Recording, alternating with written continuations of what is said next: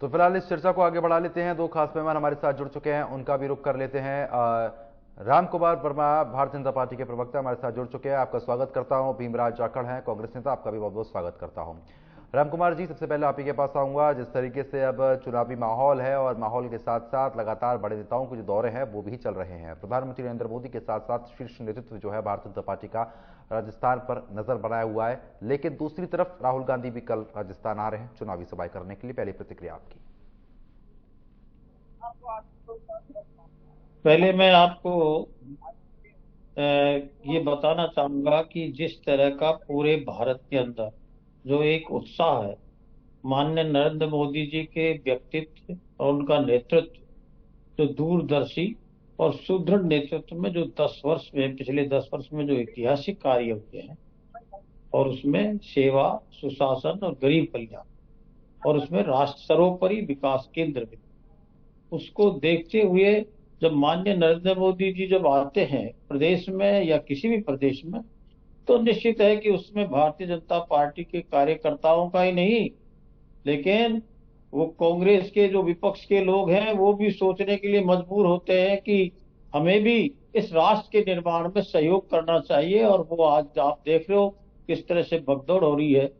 तो मैं ये कहता हूं कि अब की बार इसमें कोई दोहराई नहीं है, ये भारत के मतदाता ने मानस बना लिया है। एनडीए 400 पार और बीजेपी 370 का, और राजस्थान में 25 में से 25 सीटें आई थी। उसका कारण है जो कार्य पिछले 10 वर्षों के अंदर माननीय नरेंद्र मोदी जी के नेतृत्व में हुए हैं। और अभी हाल राजस्थान के अंदर 3 महीने के अंदर जो ऐतिहासिक डिसीजन हुए, हमारे संकल्प पत्र के 45% कार्य हुआ।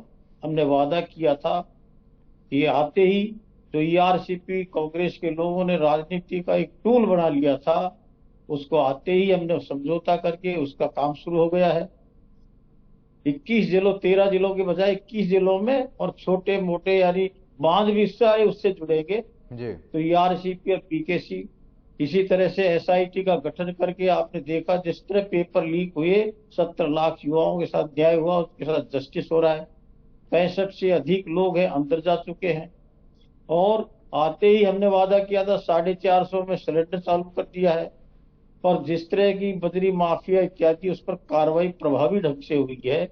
और आते ही पेट्रोल के, डीजल के दाम कम किए, वो भी हमने राहत दी है। और साथ साथ में गरीबों के लिए, युवाओं के लिए ये आश्वस्त कर दिया कि राजस्थान में भ्रष्टाचार नहीं चलेगा। माननीय नरेंद्र मोदी जी ने कहा कि मैं भ्रष्टाचार करूंगा, न खाऊंगा न खाने दूंगा, और खाने वालों को छोड़ूंगा नहीं। और जो कार्य हुए हैं राष्ट्र हित में, जनहित में, वो ऐतिहासिक है। तो मैं समझता हूं कि इस बार जिस तरह का एक उत्साहपूर्ण वातावरण ये बहुत बड़े लोकतंत्र में है, वो सिद्ध करेगा कि 400 से पार हमारा एनडीए होगा। और कांग्रेस निश्चित है कि भारत से पूरी मुक्त हो रही है। और ये तो ये समझो कि अब डूबता हुआ जहाज है, इसमें सहारा नहीं है। और जिस तरह इनमें ताबड़तोड़ चली है, सीटों में उम्मीदवारों मिल नहीं रहे, फिर तोड़ रहे हैं, फिर उनको बैठा रहे हैं, फिर मना रहे हैं, फिर भग रहे हैं। तो हालात बड़े खराब इनके हो चुके हैं, क्योंकि इनके न नीति है, न नियत है, न नेतृत्वहीन जो हो गई। जैसे राहुल गांधी जी आ रहे हैं, मैं तो इतना ही कह सकता हूं कि यहाँ हमारे फ्यूल वगैरह की कोई कमी नहीं आने देंगे, उनको आश्वस्त रहे। लेकिन निश्चित है कि जो ही वो आएंगे तो भारतीय जनता पार्टी को तो प्लस करके ही जाएगी, क्योंकि उनके मुंह से जो चीजें निकलती है वो जनता सोचती है कि फिर ये बड़ी झूठ बोलने के लिए यहाँ पर आए हैं, क्योंकि इनकी विश्वसनीयता बिल्कुल खत्म हो गई है।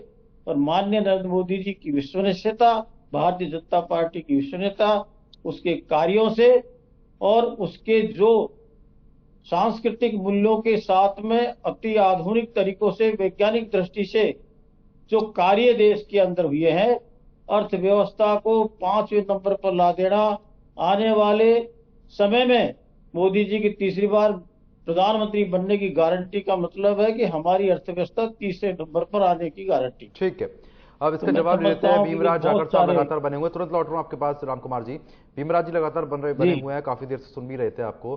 भीमराज जी, इस आपका तरीके पूरा से देखिए, डिस्प्ले राम नहीं आ कुमार रहा इस साहब पर। मैं लगातार कह रहे हैं कि हम लोगों ने पेट्रोल डीजल के दाम कम कर दिए, सरकार हमारी बनी, उसके बाद से तमाम चीज़ों में हम लोग कार्रवाई कर रहे हैं, अब चुनाव फिर से हैं, हमारी ही सरकार की दोबारा से जीत होगी, यानी कि भारतीय जनता पार्टी एक बार फिर से जीत दर्ज करती हुई नजर आएगी, प्रधानमंत्री नरेंद्र मोदी ही बनेंगे, तमाम बड़ी चीज़ें उनकी तरफ से बताई गई हैं। पहली प्रतिक्रिया आपकी तरफ से इस डिबेट के लिए।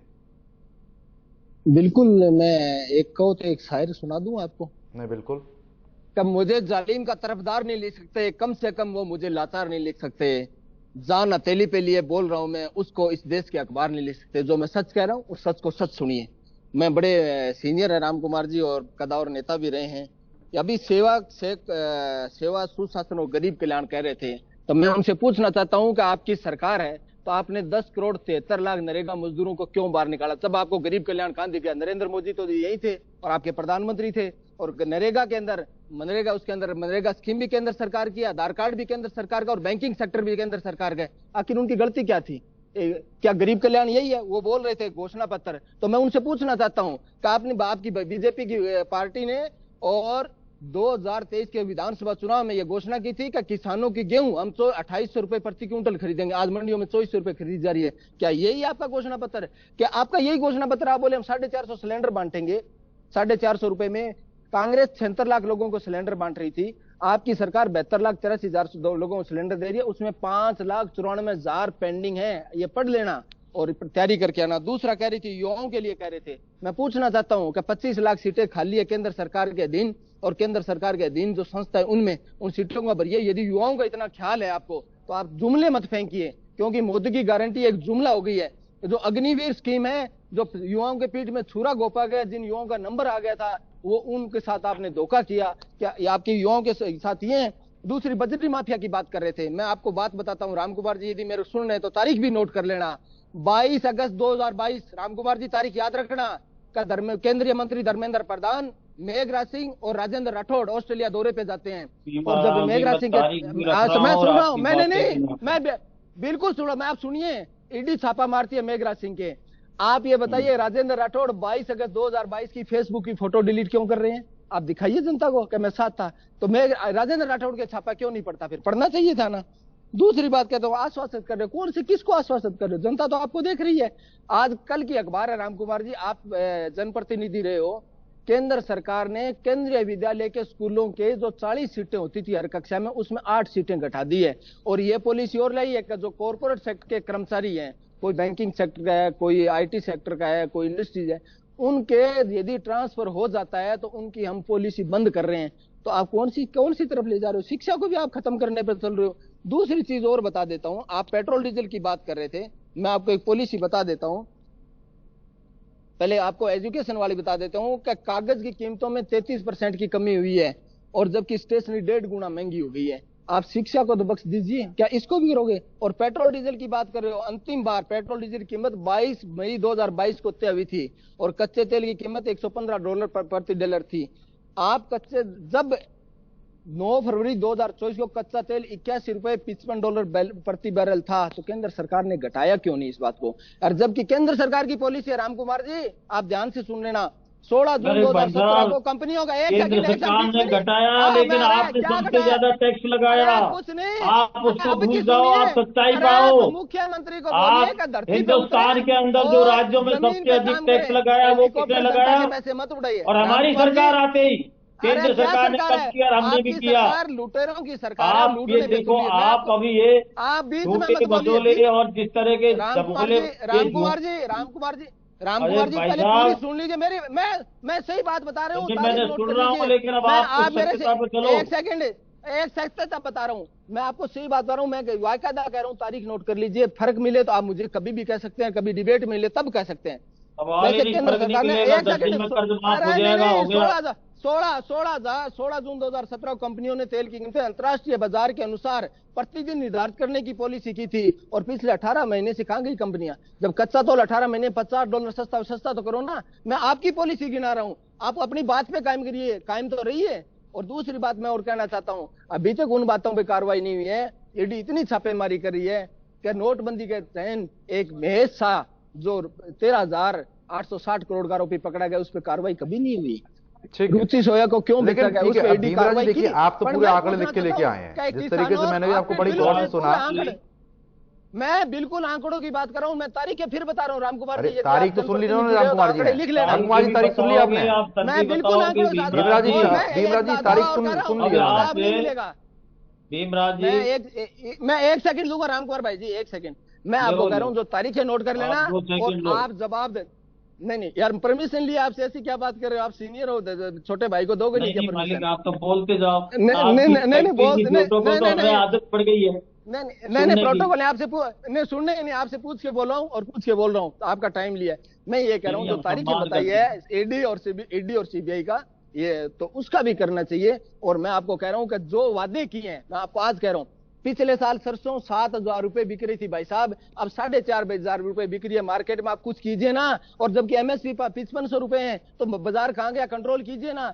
कॉटन आज से 2 साल पहले 10,000 रुपए प्रति क्विंटल बिकी थी और आज सर जी 6,000 रुपए में बिकी थी। और आपको एक ताजा और बता देता हूं, कॉटन भी 2 होती है, एक नरमा होता है और एक कपास होता है। कपास का बीज नहीं मिल रहा है किसानों को, आप दिलवाइए ना, आपकी सरकार है, विदेश से मंगवा लीजिए। कोरोना काल में तो आप तो बड़े बड़े व्यापारियों को ला रहे थे, आप किसानों का बीज तो ला दीजिए सर। कौन सी दुनिया में जी रहे हो आप? किसानी थे, ठीक है। अब ठीक है भीमराज जी, भीमराज जी अभी तो राम कुमार साहब इसका जवाब आपको देंगे, लेकिन मेरा भी इस पर सवाल हमेशा ये रहता ही है कि जिस तरीके से आपने आंकड़े बड़ी बखूबी तरीके से गिना है विद डेट वाइज, अक्सर देखने को मिलता नहीं है, प्रवक्ता इतना तारीख लेके आते नहीं, लेकिन आप लेकर आए, बड़ा अच्छा लगा देख के। लेकिन उसके बावजूद अगर आप लोग इतने तारीख लेके आ रहे हैं, बीजेपी इतना ही बेकार काम कर रही है, तो फिर आपकी सरकार राजस्थान से चली क्यों गई? बीजेपी आ क्यों गई? ये क्यों हुआ? एक बार जरा ये भी बताइए। बिल्कुल मैं बिल्कुल बता दे सर। इसके अंदर क्या दो चुनाव, भाई साहब सुन तो लो फिर बोल लेना, मेरे पूरा तो करने दो। तो बताओगे आप? मैं तो पहले ही बता रहा हूँ भीमराज जी, आप क्या ईवीएम पे भी बोल दूंगा। अभी आपने बड़ा सुंदर याद किया, पहले ईवीएम का जवाब दे। ईवीएम एक सेकंड, नहीं मैं ईवीएम का जवाब दे देता हूँ। 2 ही कंपनियां बना रही है, ECIL और बेल। और बेल में 7 डायरेक्टर हैं, जिसमें 4 बीजेपी के पदाधिकारी हैं। और वहां से कितनी चली है उसकी RTI लगा लेना। आपको 9 लाख ईवीएम गायब नहीं मिले तो मुझे बता देना। और दूसरी बात बता देता हूँ, चुनाव का इन्होंने एक सेकंड एंकर महोदय ने सवाल किया कि आपकी सरकार को चुनाव लड़ने के लिए कई सारे फंडे होते हैं, इसमें एक मैनेजमेंट भी होता है। मैनेजमेंट हमारी तरफ से कमजोर रहा, उसकी वजह से हमारी सरकार चली। न तो सरकार की योजना में कोई कमी थी, न हमारी नीतियों में कमी थी, और न हमारी विचारधारा में कमी थी। सिर्फ और सिर्फ एक मैनेजमेंट था, उसकी वजह से और कोई दिक्कत नहीं थी। नहीं तो मैनेजमेंट क्या था? जनता ने नकारा ना, आप सीधा ये बोलिए ना। जनता के नहीं कुछ नहीं जनता के कोई नहीं नकारा। जनता ने वोट दिया, जनता को हम नहीं कह सकते नकारा। हमारे मैनेजमेंट था जिसके अंदर कुछ सीटों के अंदर लूज पॉइंट रह गए, बाकी 15 से 20 सीटों का फर्क रहा, ज्यादा फर्क भी नहीं रहा। ठीक है। अब लेकिन सरकार बनना ना बनना लेने के बाद तो यही आती है ना राम कुमार जी। बिल्कुल, सरकार 1 वोट से भी जाए, बिल्कुल वही बात है राम कुमार जी। अब मैनेजमेंट खराब रहा कांग्रेस का या फिर जनता ने नकार दिया? भीमराज जी ने बहुत ही बड़ी कोशिश करी है, क्योंकि बहुत बड़ी हताशा निराशा जिस तरह का वातावरण चल रहा है, इनको भी मालूम है कि इनकी कितनी झूठे हैं। मैं तो यूं कहूं कि ये जिस तरह का घोषणा पत्र लाए हैं कि एक वो झूठ का पुलिंदा लाए हैं, एक ढकोसला लाए हैं। मैं आपको निवेदन करना चाहूंगा हमारे सम्मान के साथ में कांग्रेस के प्रवक्ता जी को, कि जब पिछले चुनाव हुए थे और आपने 2018 के अंदर और 2014 में भी जिस तरह के आपने बहुत सारे भ्रमित करने की कोशिश करी, 2019 में भी जनता को खूब भ्रमित करने की कोशिश करी, लेकिन 2014 के अंदर जनता ने आशीर्वाद दिया। क्या आपका मैनेजमेंट तब भी फेल हो गया? फिर भी नहीं सच्चे थे। फिर आपने 2019 के अंदर 303 सीटें सिर्फ भाजपा की आई, फिर भी आपका क्या मैनेजमेंट नहीं संभल पाया? मैं कहता हूं कि भीमराज जी, आपका मैनेजमेंट नहीं है, आपके न अनुशासन है, न कार्यकर्ता है, न लीडर है। और आप एक सिर्फ यूं कह दो कि RSVP नाम की आपकी एक पार्टी रह गई है, जिसको बचाने के लिए आपने पूरी कांग्रेस को साफ कर दिया। आप 139 साल का इतिहास भी गिनाते हैं। आपको याद होना चाहिए, आपने 10 दिन में किसानों का कर्ज माफ करने की घोषणा की थी। क्या हुआ? क्या वास्तविकता क्या है? क्या 19,440 किसानों की डिग्रियां होकर के नीलाम हुई कि नहीं हुई? आप कह रहे थे शिक्षा के लिए आपने अंग्रेजी माध्यम के स्कूल तो खोल दिए, लेकिन टीचर नहीं। वहां पर स्टूडेंट पढ़ने के लिए जाए तो टीचर नहीं मिले। आपने अंग्रेजी माध्यम ब्रिटिश कालीन की सभ्यता को लागू भी करने की कोशिश कर दी, लेकिन उसके बाद में क्या हुआ? 70 लाख युवाओं के साथ में 19 पेपर में 17 लीक नहीं हुए क्या? और हमने SIT गठित करी, रिजल्ट देखा आपने? कितने SI वहां पर आए पकड़ में? ठीक है, बोलिए 65 आए भीमराज हैं जवाब अभी। तो दीजिए। आप भीमराज जी, मैं आपसे अनुरोध करूं तो आगे देखना कि इनके जो संरक्षक करने वाले, जिन्होंने ये सौदा लिया, कॉन्ट्रैक्ट किया, करोड़ों करोड़ों रुपए की घपले किए हर चीज के अंदर, वो भी आएंगे। और उससे भी होशियार है ईडी और ईडी की बात और सीबीआई इनकम टैक्स की। भीमराज जी, अगर भ्रष्टाचार करेंगे तो क्या जांच एजेंसियां काम नहीं करेंगी? जांच एजेंसियां स्वतंत्र होकर कार्य एक दिन में नहीं होता। अब जांच एजेंसियां काम कर रही है और आप पर भ्रष्टाचार करे तो उसके रिजल्ट भी आएंगे। रिजल्ट आएंगे तो उसको भुगतने के लिए भी सुने। तो आपने जो कहा, अब कहते हैं अभी बहुत सारे गरीबों का, आपने 60 वर्ष शासन किया। मैं समझता हूं स्टेट में भी अधिकांश किया। कितने गरीबों का आपने ऊपर उठाया, गरीबी का नारा दिया, गरीबी हटाएंगे, गरीबों को मुख्य धारा से दूर कर दिया। आपको मालूम होना चाहिए कि आपके शासन में 10 साल में तो बढ़ा दी। क्या क्या क्या भीमराज किया? जी 10 साल का तो सुनो, देखो मैंने 10 साल का सुना पेशेंस से, आप सुनो, 10 साल का बता रहा हूं मैं। आते ही हमने गरीबी दूर करने का, गरीब कल्याण की योजनाओं का, हम ये कहते हैं कि 50 करोड़ से अधिक खाते खुले, डीबीटी से लिंक किया, आधार कार्ड से भी किया, और उसका रिजल्ट ये रहा कि 100% में 100% पैसा, करीब 34 लाख करोड़ रुपए उन विभिन्न योजनाओं का डायरेक्ट उनके खाते में गया। क्या ये गरीब कल्याण के लिए, उनकी बुनियादी सुविधाओं के लिए मिलने वाली सुविधाओं का लाभ मिला कि नहीं मिला? देखिए अब ये आंकड़े वो भी गिरा रहे हैं, आंकड़े आप 4 भी गिरा करोड़ रहे लोगों हैं। को आवास मिले कि नहीं मिले? ठीक है, अभी तो ये तो बड़े नेता कर 12 रहे करोड़ हैं। लोगों को नहीं, शौचालय, और इस तरह के मैं कहूं कि स्वच्छ भारत अभियान के तहत में शौचालय मिले कि नहीं मिले? ठीक उज्ज्वला है, योजना ठीक है, के ठीक है, अंदर मिले, कि नहीं मिले? ठीक है राम कुमार जी, रोकूंगा।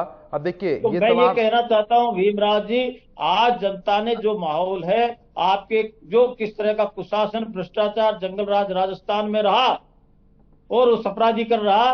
राजस्थान में 25 है, लेकिन पूरे भारत में 400 सीटें से अधिक आएंगी, ये नोट कर लेना आप। और आपके जो कांग्रेस में तो कुछ रहा नहीं है, तो आप कम से कम पश्चाताप करें, अंतर्मनन करो। ये मेरा सुझाव है, सलाह नहीं देंगे, सुझाव अपने पास रखिए। मेरी बात सुनिए गौर से, मैं बता देता हूँ। सुनो, आप कह रहे हो एजेंसियां काम करिए, तो मैं आपसे सवाल करना पड़ता हूँ। आप केंद्र के अंदर राज्यसभा सांसद रहे हैं, सुनिए आप जी। एयर इंडिया का डाटा लीक होता है, कभी कार्रवाई हुई क्या? एसबीआई का डाटा लीक होता है, कभी कार्रवाई क्या? कोविड ऐप का डाटा लीक हुआ है क्या? कार्रवाई हुई क्या? बताइए मेरे को। कार्रवाई एक मिनट सुनिए सर। दूसरी बात मैं भाई साहब, आपने तो कोविड-19 में वैक्सीनेशन को मोदी वैक्सीन बता दिया, फिर भी उसका भी जवाब दे रहा हूँ। राज्यसभा सांसद महोदय रुकिए, देखा कि और 370 जब धारा हट रही थी, तब आप क्या चिल्लाए थे? आग लगने आई, क्या हुआ? एंकर महोदय, या तो मैं इनको तो कहिए कि एक बार भीमराज जी, आप सनातन संस्कृति को नहीं मानते, आप रामलला जैसे हमारे कौन सी सनातन संस्कृति? कभी संविधान को बदलने की बात करते थे। मैं गांव से निकला हुआ जाट हूँ, और मेरे मैं गांव का हूँ, और आपके गांव से मेरा पिछड़ा हुआ है। मैंने भी हल चलाया, सब कुछ किया, मजदूरी और किया। सर जी, जो काम गिना रहे हो सारे काम किए, मैं खेती की है, और खेती अभी भी करता हूँ। मैं अभी भी खेती करता हूँ। मालूम है कि कितना कांग्रेस के शासन में गरीबों का, किसानों का काम हुआ है। मैं एक मिनट रुकिए राम, मैं बताना, मेरी बात सुन लीजिए। कि जब आप कह रहे थे कि जब कार्रवाई 370 की, मैं 370 आपने हटाया, तो मैं एक सवाल आपसे ये भी खड़ा हो जाता है कि सत्यपाल मलिक ने कहा था कि 370 हटने के बाद मेरी पास फाइलें साइन होने आई थी। वो किन उद्योगपतियों की थी? पर आपकी सीबीआई सत्यपाल मलिक के छापा मार लेती है, उन कंपनियों छापा मारनी चाहिए थी, उनके क्यों नहीं मारा छापा? एक सवाल। दूसरी सवाल ये पूछना चाहता हूँ, नव भारत टाइम्स के छापा मारा पेपर के। नव भारत टाइम्स से इतना ही तो कहा था ना, यूपी के अंदर 50,000 सरकारी स्कूल बंद हो गए, और आपकी सरकार थी बीजेपी की। यहाँ जब आप बात कर रहे हो शिक्षा के 15,000 स्कूल, तो आपकी वसुंधरा गवर्नमेंट नहीं बंद किए थे, हमने तो उनको खोला है। और आप सर एक बात बताइए, विश्व गुरु कब बनोगे? जब आप शिक्षा का विरोध तो आप कर रहे हो। आप कह रहे हो कि आपने ब्रिटिश हुकूमत ठोक दी। आपको आप पढ़े लिखे आदमी हो, जनप्रतिनिधि रहे हो। मेडिकल की पढ़ाई पूरी दुनिया में एक समान ही होती है सांसद महोदय, पता कर लेना, उसमें अलग अलग भाषाओं में नहीं होती है, और एक ही बुक लगती है। जब आप बताओ बच्चों को आप इस तरह ढकेलोगे तो कैसे करोगे? दूसरा सवाल और पूछना चाहता हूँ कि हमने अपने खाते खुलवाए, पर एक बात सुन लेना, एसबीआई बैंक में जनधन खातों से, गरीबों के खाते से 250 करोड़ रुपए काटे थे, वो आपको दिखाई नहीं दिया। हमने स्कूल खोले हैं, बंद नहीं किए हैं, आपने बंद किए थे। और दूसरा और बता देता हूँ कि जब यूपीए गवर्नमेंट थी, तो विश्व के अंदर एक सेकंड बीच में मत बोलिए, विश्व के अंदर टॉप यूनिवर्सिटी में 200 में एक यूनिवर्सिटी आती थी, आप अब 300 में नहीं आ रही है। आप बताइए। और आपकी सरकार आने के बाद 10 से 15, मैं बता देता हूं। तब मैं लास्ट में एक बात कंक्लूड करना चाहता हूँ कि ना तो ये सरकार जवान की है, ना ये किसान की है, ना नौजवान की है, ना ये संविधान की है, ये मौजूदा सरकार केवल धनवान की है। और ये पूंजीपतियों की दलाली करने वाले लोग हैं, किसानों और मजदूरों की लाशों पे राजनीति करने वाले लोग। किसान आज भी धरने पे बैठे हैं और 750 किसानों की हत्यारे हैं। अनूपगढ़ में राहुल गांधी उस जगह रहे हैं जब बीजेपी की वसुंधरा गवर्नमेंट 10 सेकंड हो गए, पानी मांग रहे किसानों को। राम कुमार जी, अब एक चीज ये बताइए, अब साफ तौर पर भीमराज साहब ने कह दिया कि ना जबान की है, ना किसान की, ना नौजवान की, उससे भी आगे शब्द बोले, मैं बोल भी नहीं पा रहा हूं। लेकिन अगर इतनी ही खराब सरकार है भारतीय जनता पार्टी, ऐसा आप कह रहे हैं, कांग्रेस प्रवक्ता कह रहे हैं भीमराज जी, तो फिर पूरे देश में हर तरफ भारतीय जनता पार्टी का माहौल क्यों बना हुआ है? सरकारें लगातार क्यों आ रही है? इसका जवाब कोई कांग्रेस प्रवक्ता नहीं दे पाता, कोई कांग्रेस नेता नहीं दे पाता है। उनको सुपड़ा साफ हो रहा है। राजस्थान में कांग्रेस 15 सर, आपने जब अभी चुनाव हुए थे राजस्थान में, जब भी यही कहा था कि कांग्रेस रिपीट होगी, भारतीय जनता पार्टी नहीं आएगी, उल्टा हो गया। कोई बात, मैं उल्टा हो गया। दिन के तीन महीने पत्ते खुल गए ना। मुख्यमंत्री जी फुर्सत नहीं है, पर्ची से आते हैं, तबादला उद्योग बंद हो गए, तो बाहर निकल गए, तबादला उद्योग बंद हो गए। मुख्यमंत्री के खुद के विधानसभा क्षेत्र में महिलाओं को गुंडे आके पीट रहे हैं, रोज गैंगवार की घटनाएं कहां गई? ठीक है राम कुमार जी, जवाब दीजिए इसका। बाहर परसों हो रहा है। सबसे शर्मनाक विषय तब हो जाता है जब एक महिला का सरकारी हॉस्पिटल के बाहर परसों हो जाता है और उसको एडमिट नहीं करते हैं। कौन किधर लेके जा रहे हो? और आपने चिरंजीव बंद किया, सरकारी अस्पतालों की 2.5 गुना ओपीडी बढ़ गई है, पता कर लेना आप। ठीक है राम कुमार जी बोलिए। पहला राम कुमार जी बोलिए। कुछ नहीं है, ये गरीबों और किसानों मजदूरों के विरोधी सरकार है। सम्मानीय प्रवक्ता जी भीमराज जी, आपका सम्मान करता हूं। अब आपने क्या कि सम्मान तो आपका भी करते हैं सर। नहीं, झूठ बोलने को नहीं है। आप पढ़ लेना, मैं कहता हूँ सुनो, एक बार सुन लो।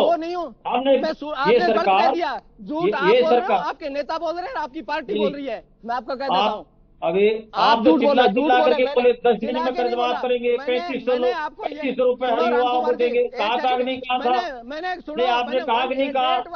क्या बात बताइए, आपने राजस्थान के अंदर 5 वर्ष तक क्या ये कुर्सी के लिए राजस्थान को तबाह किया कि नहीं किया? 15 लाख आपको युवाओं का आप कहता हूँ कि ये भारतीय जनता पार्टी का नेतृत्व किसानों का कल्याण होता तो आप बताइए, किसानों का कल्याण तो आप कर रहे हो ना, पूंजीपतियों को तो मैं बताऊं किसानों का कल्याण कितना हुआ? सुनो, क्या कल्याण हुआ? कुछ कल्याण नहीं हुआ। आप सुनोगे डीजल पेट्रोल महंगा होने से किसानों की नहीं, एक एक करके बोलिए। अब देखिए भीमराज जी बीच में बोलिए, उनको बोलने दीजिए एक बार। मैं पूछना चाहता हूँ, नहीं भीमराज जी बाद में पूछेगा, आप एक बार बोलने दीजिए उनको। भीमराज जी बोलने दीजिए राम कुमार जी को। बहस करने का आपको 1% भी राइट नहीं है, बिल्कुल राइट नहीं है आपको बात करने। बीजेपी, मैं पूछना चाहता हूँ, और आप ये हमारे कार्यकाल के अंदर हमने लोन माफ किया, लेकिन आप 5 वर्ष के अंदर क्या लोन माफ किया? क्या मैं कह रहा हूँ, आपने कहा था कि कॉमर्शियल बैंकों का नाम माफ करेंगे, बताने बंद किसने और करीब 6 लाख करोड़, 5,59,000 लैप्स हो गए, आप खर्च लाख करोड़ रुपए आपने। ठीक है भीमराज जी, इस तरह की चर्चा नहीं हो पाती। देखिए ना, अब आप तो ये चाहते हैं कि जब आप बोले तो कोई ना बोले, अब जब राम कुमार जी से पूछा जा रहा है बीच में बोले जा रहे हैं। भीमराज जी, इस तरीके से भीमराज जी, आप महिलाओं की बात कर रहे हो, महिला मणिपुर को याद कर लीजिए, भारत के अंदर तो आप राम कुमार जी को याद कर लीजिए, महिला पहलवानों को याद कर लीजिए एक बार। हो गया महिलाओं की बात करें, ठीक है भीमराज जी करते हैं सर आप। भीमराज जी बोलने दीजिए ना एक बार उनको उनकी बात तो सुन लें, जो दर्शक देख रहे हैं वो समझ, मैं समझ लूं क्या बोल रहे हैं। मैं एक सेकंड एंकर बोलने की बात नहीं, मैं कर रहा हूँ विद आपके 5 वर्ष का राजस्थान का कार्यकाल देख लो आप क्या हुआ बताइए। 2016 के बाद किसानों के आंकड़े बताने किसने? 35,000 बटा के किसानों का जो बीज किसने किया? कृषि सेंटर आपने महंगा कर दिए। आप बताइए कौन सी यूनिवर्सिटी आपने खोल दी? आप बताइए, उसको गोली लगाई गई, उसके बाद में भी 48 बलात्कारियों है। इसलिए बताइए, इस तरीके की चर्चा में कोई फायदा नहीं है ना। जब आप दोनों बोलते रहेंगे दर्शकों को समझ में नहीं आएगा। ठीक है राम कुमार जी, ठीक है राम कुमार जी, राम कुमार जी आप शांत हो जाइए थोड़ी देर। एक बात बताइए एंकर महोदय, किसानों को तो जीप से कुचलते हैं। अरे भीमराज जी, आप सुनने को तैयार नहीं होता, मैं क्या बताऊं, मुझे समझ में नहीं आ रहा आप बोल क्या रहे हैं। झूठ बोल रहे हो तो मैं आपको बता रहा हूँ, कैसे सुने इनकी बात। जब आपका नंबर आएगा बोलिएगा ना, जवाब दीजिएगा। मैं आपको बीच में बोलने से बात काटने से कुछ नहीं हो जाएगा ना। राम कुमार जी, आप थोड़ी देर के लिए शांत हो जाइए। राम कुमार जी आप शांत हो जाइए, मैं तुरंत आपके पास लौटूंगा। भीमराज जी, आपके सांसद महोदय के 370 करोड़ में गिनते मशीन खराब हुई, जेल भेज दो ना, जेल भेज दो, क्योंकि शराब व्यापारी था, भेजिए ना। राजस्थान मैं ये पूछना चाह रहा हूँ अमित शाह का बेटा टैक्स हेवन कंट्री में है। चलो ठीक है, अब मैं एक सवाल ले ले रहा हूँ, इस बात को खत्म कीजिए, क्योंकि देखिए दोनों पे आरोप प्रत्यारोप लगाने से कुछ नहीं होगा।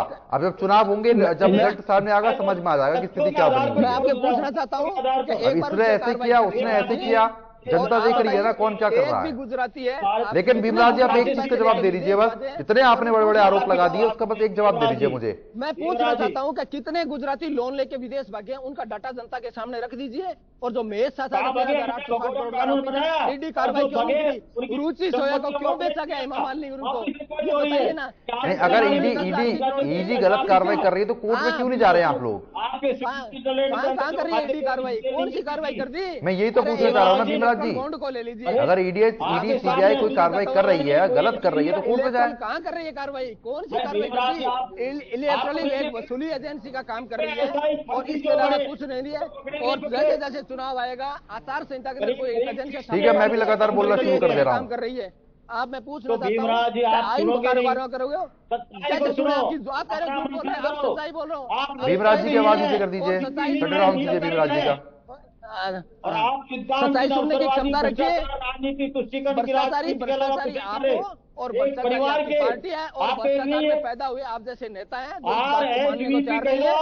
आपकी पार्टी क्या है, आपका इंडी गठबंधन क्या है?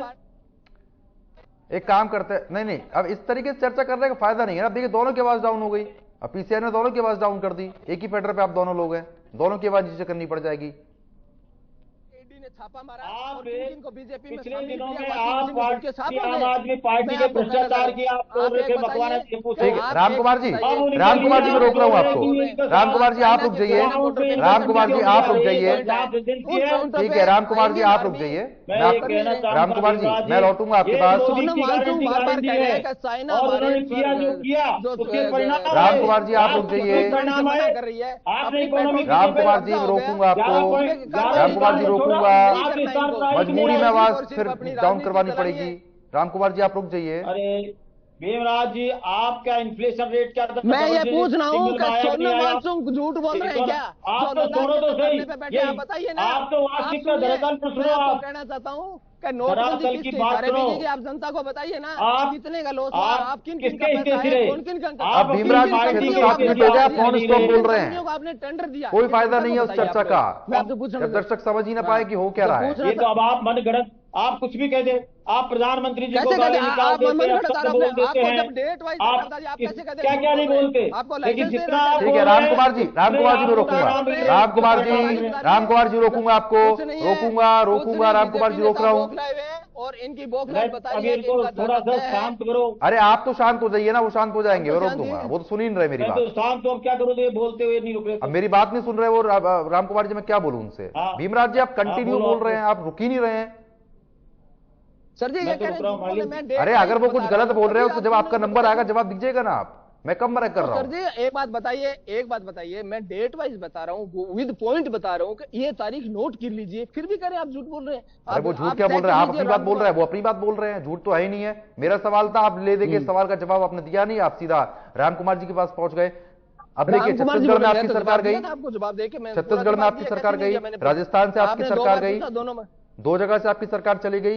हिमाचल प्रदेश में स्थिति क्या बनी हुई है, विधायक छोड़ रहे हैं पार्टी, हाल ही में आपने देखा होगा। छोड़ रहे स्थिति कितनी गड़बड़ बनी हुई है, आप समझ रहे हैं अंदर खाने क्या चल रहा है। और आपने देखा होगा, मेरी बात सुनिए, वो बीजेपी करवा रही है, बीजेपी आपने देखा होगा। तो आपकी पार्टी इतनी कमजोर है, आपकी पार्टी के लोग इतने कमजोर हो गए हैं कि बीजेपी के कहने पे चल रहे हैं। पार्टी में एक सेकंड, अरे ये भी कोरोना का जिक्र कर रहे थे, मैं इनको याद दिला दूं तो। अब देखिए फिर आपने बात कर दी, दुनिया के अंदर कोरोना की बात कहां से आ गई सर? भीमराज जी मैं सरकार की बात सुन रहा हूँ, कोरोना पे बोल रहे थे। और जो कोरोना में तो आप भी चिल्ला रहे थे, अरे नमस्ते ट्रम्प कर रहे थे, और गंगा नदी लाशों से भर रही थी, वो नहीं दिखा आपको? आपने तो वैक्सीनेशन लाखों की डोज जो वेस्टेज हुई थी कचरे में डाल दिया था मोदी वैक्सीन करके। कोरोना आया था, पूरी दुनिया देश की आर्मी जब फरवरी में भारत को बताया, इसके लिए धन्यवाद तो देते कि नरेंद्र मोदी जी के नेतृत्व में नरेंद्र मोदी को वैक्सीनेशन की डोज लगी और दुनिया को भी दिया। जब अनपढ़ राजा होता है तो इस तरह के लिए विश्व में सबसे दूसरा प्रधानमंत्री हिंदुस्तान का ही है। और सबसे बड़ी तारीफ प्रधानमंत्री की हो रही है पूरे देश में। आप क्या प्रधानमंत्री के ऊपर पहुंच रहे हैं, क्या बात करते हैं भीमराज जी? प्रधानमंत्री की दुनिया तारीफ कर रही है। किसकी तारीफ करें, झूठों की तारीफ करने के लिए थोड़ी बैठे हैं हम लोग। झूठ बोले बार ये बार। तो आप मैं कह रहा हूं कि पूरी दुनिया के अंदर कोरोना के अंदर जब देश की आर्मी है, अपने हिंदुस्तान की आर्मी फरवरी में लॉकडाउन लगा रही है, तो आपने मार्च में लगाया, इसलिए लगाया। और एक मुश्त लगाया क्योंकि आपको मध्य प्रदेश में सरकार पलटनी थी, कर्नाटक में पलटनी थी, और आपको नमस्ते ट्रम्प करना था। पर भगवान गंगा का लाल ठीक है राम कुमार जी, मेरे सवाल आपसे है।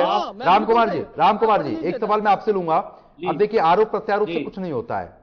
काम जो कर रहा है ग्राउंड जीरो पर जनता वो देख रही है। अब मैं यहाँ पे सुनूं, आप लोग बोले, उससे कुछ नहीं होने वाला है कि आपने ऐसे किया, हमने ऐसे किया, हम ऐसे कर रहे हैं, आप लोग ऐसे कर रहे हैं। अब मौजूदा स्थिति में कल प्रधानमंत्री भी पहुंच रहे हैं राजस्थान, राहुल गांधी भी पहुंच रहे हैं राजस्थान, जनसभाएं की जाएंगी, माहौल लगातार बनाने की कोशिश की जा रही है। लेकिन भारतीय जनता पार्टी का फोकस लगातार राजस्थान पर देखने को मिल रहा है। अब आप कांग्रेस की स्थिति को अगर जिस तरीके से आप देख रहे हैं, कहां स्टैंड कर रही है कांग्रेस आज की स्थिति में? कांग्रेस जी जी दोबारा रिपीट करो आप। राम कुमार जी, मैं ये पूछ रहा हूं कि जिस तरीके से शीर्ष नेतृत्व तो आप लोगों का भी राजस्थान रुख कर रहा है, कांग्रेस का भी रुख कर रहा है, लेकिन आप लोगों की तरफ से तैयारी कुछ ज्यादा दिखती है क्योंकि शायद आप अति उत्साहित चल रहे हैं, आपकी सरकार भी बनी है। कांग्रेस कहां स्टैंड कर रही है इस समय? देखिए, मैं आपको ये स्पष्ट कहना चाहता हूं, ये नहीं मानेंगे। भारतीय जनता पार्टी का कार्यकर्ता जब चुनाव नहीं होते तब भी वो मुस्तैदी से अपना कार्य करते हैं। संगठनात्मक दृष्टि से हमारा पन्ना प्रमुख तक व्यक्ति कार्यकर्ता तैयार रहता है, और चुनावों के दिन में हमारे प्रधानमंत्री जी से लेकर राष्ट्रीय अध्यक्ष तक एक कार्यकर्ता के रूप में अपना चुनाव अभियान भी करते हैं और शासन की व्यवस्था को भी देखते हैं। आज कांग्रेस की हालत ये है कि इनके पास में नेता नहीं रहे चुनाव लड़ने के लिए, और इस तरह से जो भगदौड़ हो रही है उसके बाद में इनके पास में एजेंट भी पोलिंग बूथ पर बैठने के लिए इनके कार्यकर्ता नहीं है। उनको ढूंढने पड़ेंगे, किराए पर भी नहीं मिलेंगे। ये हकीकत है। राजस्थान के अंदर जिस तरह का कांग्रेस के लोगों में निराशा आई है, वो ये उनके नेतृत्व भी, सिद्धांत भी और अवसरवादी जिस तरह का इंडी गठबंधन किया है, अब वो सारे परिवार एक मिले। उन परिवारों में आप देख लो कि कौन सा परिवार से हट करके लोकतंत्र की बात करते हैं। ठीक है, इसका जवाब दे देंगे। भीमराव जी बताइए, आखिरी सवाल और आखिरी जवाब आपसे। तो मैं ये कहना चाहता हूँ कि हमारा जो कहते हैं वो करते हैं, और जो उसके परिणाम आए उसके कारण 2014, 2019 और 2024 के अंदर जो हमने कहा है वो रिजल्ट आएंगे, और वो कार्य के लिए रिजल्ट आएंगे, विकास के कार्य। उसमें कोई भेदभाव नहीं है, कहीं तुष्टीकरण नहीं है, जातिवाद नहीं है। यहाँ युवा वर्ग, महिला वर्ग, किसान वर्ग और गरीब कल्याण के मुद्दों पर हम काम करते हैं, और काम के रिजल्ट आते हैं, और उसमें जनता ये मतदान करेगी और आशीर्वाद देगी। भीमराव जी, एक बहुत छोटा सा रिएक्शन आपसे, बहुत छोटा सा रिएक्शन पूरा दे देता हूं। बिल्कुल दे रहा हूं। इन्होंने अभी कहा था कि गरीब कल्याण, किसान और महिलाओं का तो मैंने आप बताऊं, महिला पहलवान देख लिए, मणिपुर देख लिए, बिल्किस बानो देख लिए, चिन्मय ने देख लिए, कुलदीप शंकर के देख लीजिए। दूसरी ओर यार बिल्कुल राजस्थान को देख लेते आप तो। और अभी देख लो ना महिलाएं यार कैसे डिलीवरी हो रही है। अब शर्म तो करो थोड़ी बहुत बीजेपी की। आप बताइए कैसे महिलाओं की व्यवस्था सुधारे, उसमें आपका तो उसका भी होगा, लेकिन आपको तो शर्म यहाँ तक नहीं आए कि आपका मंत्री बोलता है मर्दों की दुनिया। चलिए ठीक है, समय कम है, दोनों मेहमानों को रोकना चाहूंगा, समय कम है, दोनों मेहमानों को रोकना चाहूंगा। तो फिलहाल जिस तरीके से आपने देखा, आरोप प्रत्यारोप जरूर हो रहे हैं। अब कल का दिन काफी विशेष है क्योंकि दोनों ही पार्टी के शीर्ष लगातार नेतृत्व जो है वो राजस्थान का रुख करेगा, जनसभाएं की जाएंगी। देखना दिलचस्प ये रहेगा कि आने वाले समय में जनता क्या कुछ करती है। फिलहाल अभी के लिए सिर्फ इतना ही। नमस्कार।